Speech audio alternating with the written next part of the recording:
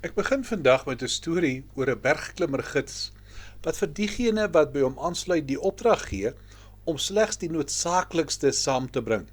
Hy waarsku hulle dat enige onnodige gewig hulle vordering gaan belemmer en dat dit selfs die groep in gevaar kan stel. Soos die verhaal lui, besluit een van die klimmers dat hy beter weet as die gids. Hy pak in die geheim verskeie nie noodsaaklike items wat gemak of vermaak bied, maar aansienlike gewig by sy rugsak voeg. En soos die klim begin, beweeg die groep geleidelik opwaarts. Aanvanklik is die ekstra gewig nie 'n probleem nie. Maar soos die lug dunner word en die terrein steiler word, begin die klimmer agterbly. Die items wat hy gedink het sy reis aangenamer gaan maak, word sy grootste hindernis. Uiteindelik word hy voor 'n keuse gekonfronteer.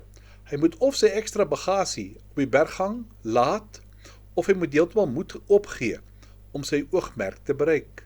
Ek gebruik hierdie analogie na aanleiding van Hebreërs 12 vers 1, wat vir ons sê ons moet elke las van ons afgooi. Die gids se metafoor dien as 'n metafoor vir die Christelike lewe.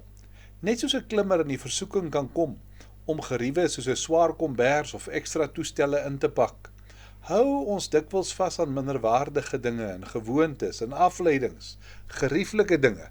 Dit lyk ons skadelik, maar dit pla tydens die klim. Die gids is die een wat die pad ken. Hy beklemtoon gehoorsaamheid en daarom is die skrif ons gids. Dit beteken dat die definisie van wat noodsaaklik is by hom gekry moet word.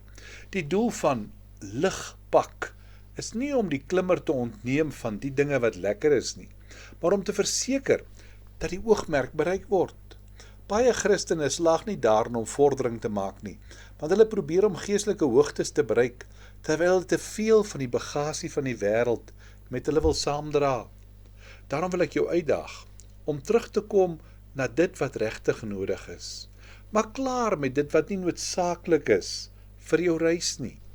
Want jy sien, die Christelike lewe is 'n lang afstand. Dit is nie 'n kort naloop nie. Dit vereis dat jou bagasie volhoubaar moet wees.